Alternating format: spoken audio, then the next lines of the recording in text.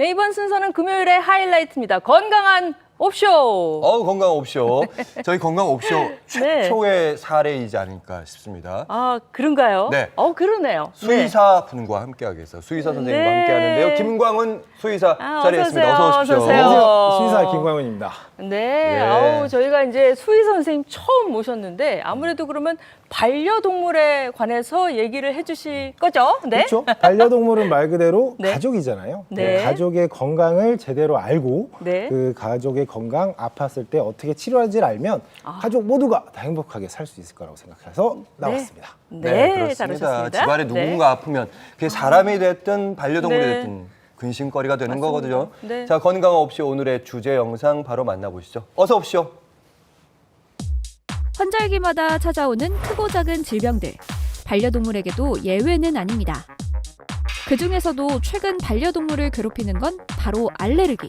알레르기는 외부 물질이 들어오면 면역 체계가 몸을 보호하기 위해 비정상적으로 과민하게 반응하는 것을 말하는데요. 대부분의 경우 예방과 치료가 가능하지만 최악의 경우 생명에 위협이 될 수도 있습니다.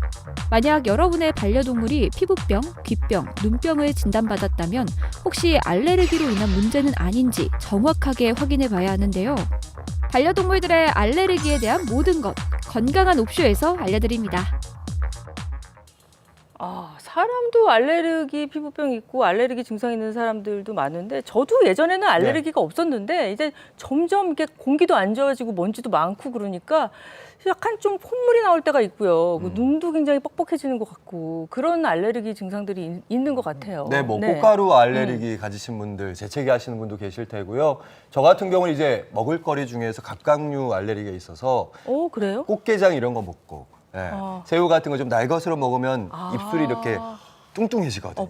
붓는군요. 네, 막 간질간질한데. 네. 수 선생님, 네. 동물들도 이렇게 알레르기가 오면 비슷한가요? 어떻습니까? 거의 비슷해요. 거의 거의 사람이랑 비슷해요? 비슷해서 이 친구들도 이제 증상이 모든 사람이랑 강아지나 고양이 다 비슷한데 네. 원인 물질 너무나 다양하기 때문에 제가 그걸 다 달아드릴 수는 없고 네. 오늘 중요한 거 세 가지만 말씀드릴 건데 네. 첫 번째가 음식물 알레르기, 두 번째가 기생충 알레르기, 마지막 네. 세 번째가 이제 외부 환경으로부터 오는 외부 환경성 아토피 알레르기에 대해서 알려드리도록 네. 하겠습니다. 그럼 맨 처음에 음식물. 그럼 예. 음식물. 그러면 이렇게 뭐 갑각류처럼 뭔가 네. 먹으면 이제 증상이 나타나는 건가요? 맞아요. 네? 먹었을 때 증상이 나타나는데 이게 먹은 것 중에서 가장 안타까운 게 뭐냐면 네. 고기에서 가장 많이 와요. 저도 고기를 좋아하고 우리 아이들도 고기를 좋아하는데 고기에서 애들 알레르기가 많이 아니 발생해요. 고기 알레르기가 있어요, 진짜? 네, 맞아요. 고기 알레르기가 있는데 네. 뭐 다 모든 고기에 다 알레르기가 있는 게 아니라 네, 네. 각각의 아이들마다 돼지고기 알레르기가 있는 친구, 소고기 알레르기가 있는 친구, 그다음에 닭고기 알레르기가 있는 친구가 있어서 고기에 네. 대해서 알레르기가 가장 많이 있고요.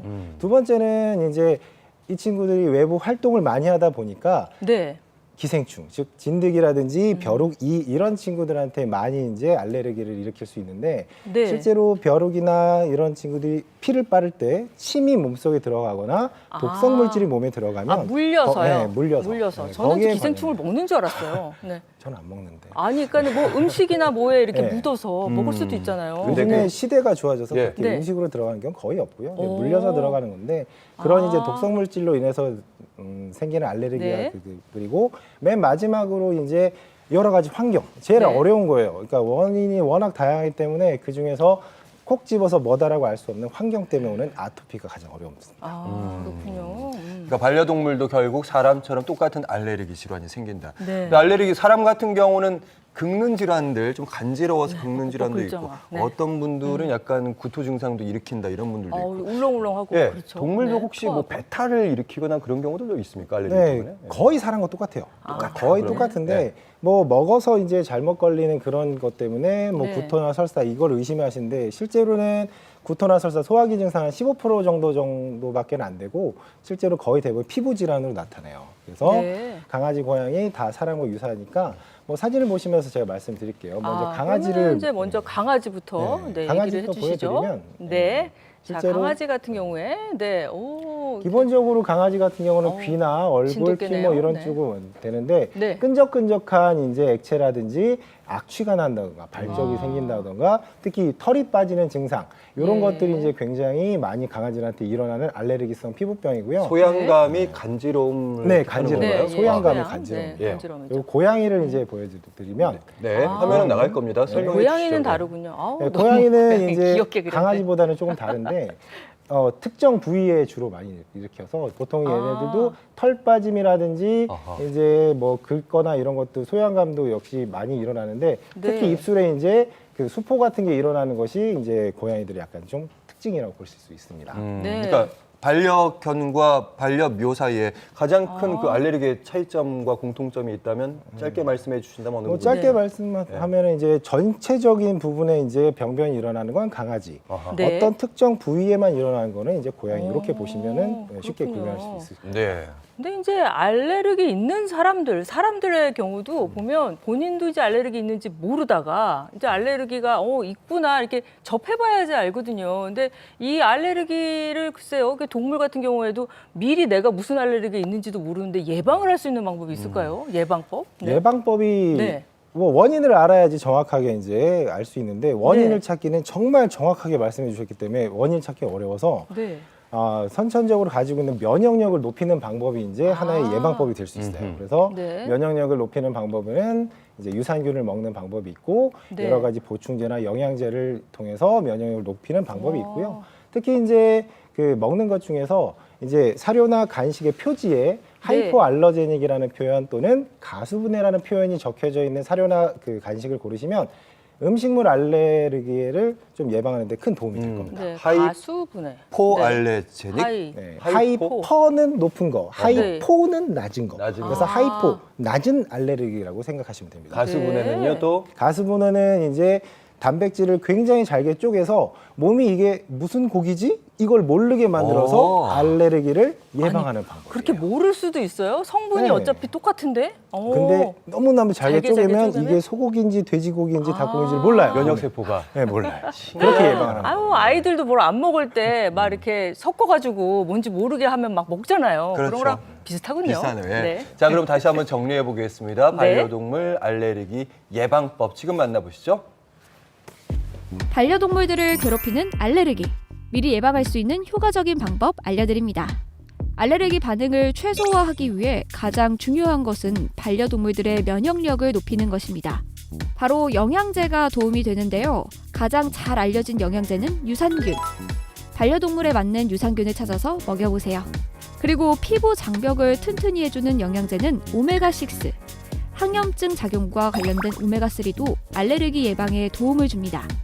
음식 알레르기 예방 및 완화에는 사료가 아주 중요합니다.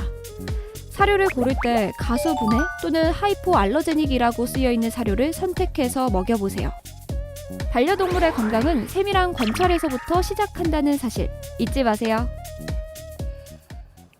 네, 그렇군요. 저희가 이제 반려동물의 알레르기에 대해서 오늘 알아보고 있는데, 선생님이 또 순간으로 또 이게 장소 이동하셨습니다. 그쪽에 가셨는데, 네. 저희가 보통 건강한 옵쇼에서는 이렇게 장소를 옮기시면은 운동을 하시는 거거든요. 운동법, 뭐 마사지법 이런 걸 알려드리는데, 그러면 반려동물, 글쎄요, 알레르기 예방하는 뭐 체조가 있습니까? 뭐 네? 오늘은 제가 주인공이 아니라 네. 저희 친구들이 이제 주인공이기 때문에 제가 네. 이제 그런 건 운동법은 없고요. 네. 오늘은 이제 집안에서 이제 우리 반려동물들이 말을 못하기 때문에 키우시는 보호자님들께서 눈으로 보시고 이게 어떤 게 알레르기성 피부병인지 간단하게 찾아낼 수 있는 방법을 제가 알려드리도록 하겠습니다. 네. 반려동물 알레르기 진단법을 알려주시도록 하겠습니다. 근데 알레르기 네. 진단법은요, 집에서 네, 이제 네. 수의사 선생님 만나기 전에 대충 보고 가야 될 거 아니에요? 근데 동물들은 털로 다 가려져 있어가지고 이게 네, 이렇게 예, 이렇게 긁는 알레르기를, 경우들이 있는데 예. 강아지들은 이렇게 긁는 게 사실은 그러니까요. 가려워서 긁는 게 아니라 그런 이제 뭐 강아지 행동 중에 그런 게 있잖아요. 이렇게 한다든지 뭐 네. 그런 거랑 좀 헷갈릴 것 같은. 그러니까요. 그런 생각도 보호자 들고. 입장에서 네. 진단하기 쉽지 않을 것 같아요. 예. 지금 너무 정답들을 다 말씀해 주셔가지고 그래요? 제가 네. 따로 할 말이 없지만 아. 그래도 다시 말씀을 드리면 지금 네. 이 친구 털이 너무 많아요. 털이 너무 많아서 이제 잘 안 보이다가 미용을 해서 이제 털이 이제 없어지거나 아니면은 이제 피부병이 너무 심해져서 털이 이제 네. 왕창 빠지는 그런 이제 지경까지 오면 그때 이제 동물병원에 오시는 경우가 많은데 그래도 이제 수의사들은 이제 이 친구들이 알레르기성 피부병인지 아닌지를 알 수 있는 방법이 있으니까요. 제가 그림을 보면서 설명드리겠습니다. 네. 먼저 강아지를 먼저 보실게요. 강아지 사진을 보면은 네. 네, 어떤 느낌이 드시나요? 뭐가 제일 아우. 중요한 것 같으신가요? 네, 강아지가 대자로 뻗었네요.